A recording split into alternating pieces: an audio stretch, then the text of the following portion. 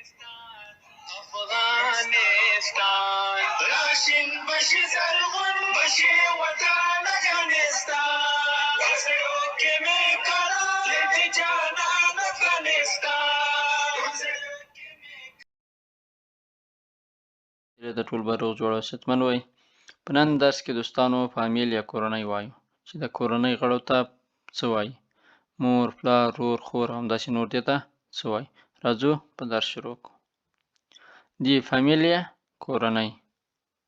Die Großeltern نیا او نیکه ته Großeltern وایي. دواړو ته. Der Großvater نیکه. Die Großmutter نیا یا انۍ. Der Opa نیکه.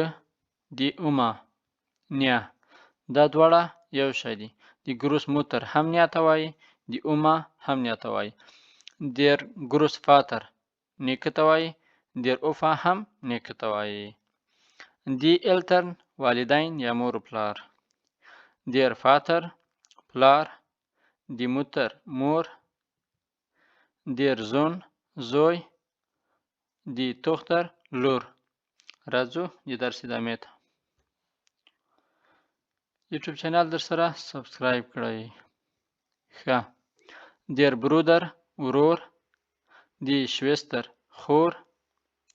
Die Geschwister دا ورور او خویندو ته دې ته څه وایي دواړو ته. Die Geschwister ورونه او خویندې دواړو ته Die Geschwister وایي. Der Enkel لمسی. Die Enkelin لمسی. Die Enkelkinder لمسیان.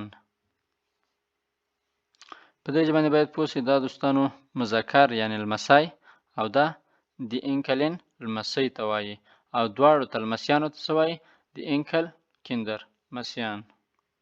راځو د درس ادامې ته. Deutsch von A1 bis C1 الماني ژبه له یو نه تر C1 پورې. Der Onkel تره یا ماما یا کاکا درې ورته کولی شو استفاده کړو. Die Tante خاله یا عمه. Der Neffe وراره. Die Nichte وريره. Das Kind ماشوم. Die Kinder ماشومان. یو څه ته دوستانو چې باید متوجه اوسئ هغه دا ده چې د مذکر لپاره همیشه ارتیکل څه شی ده؟ د مذکر نومونو لپاره دیر ده او د مؤنث نومونو لپاره څه شی ده؟ دی ده. دلته به تاسو لیدلي دلته دلته او دا خو جمع ده. جمع لپاره همیشه دی ده او دلته مذکر دی. دلته دیر ده دلته هم دیر ده. که بیرته مخکې وګورو دلته هم د مذکر لپاره دیر ده او د مؤنث لپاره دی ده. لاندې هم د مؤنث لپاره دی ده د مذکر لپاره دیر ده. ښه. راځو د درس ادامې ته. Die Sätze جملې یا جملات. ما بعضې جملې راوړي دي چې هغه کولی شو له چا نه پوښتنه وکړو یا چا ته جواب ورکړو. Wie viele Kinder hast du؟ ته څو بچیان لرې؟ جواب Ich habe 2 Kinder. زه 2 بچیان لرم. که چیرې بچیان نه لرې بیا ورته وایه Ich habe keine Kinder. زه بچیان نه لرم. Wie viele Brüder hast du؟ څو وروڼه لرې؟ Ich habe 5 Brüder. زه 5 وروڼه لرم. Wie viele Geschwister hast du؟ څو وروڼه او خویندې لرې؟ Ich habe 3 Geschwister. زه 3 وروڼه او خویندې لرم. دا د نن ورځې درس. تاسو ټولو نه په خورا درنښت هیله کوم چې په صحیح معنا باندې زده کړئ، ولیکئ او په کوم څه باندې چې نه پوهېدئ کولی شئ په کومنټ کې له ما سره شریک کړئ.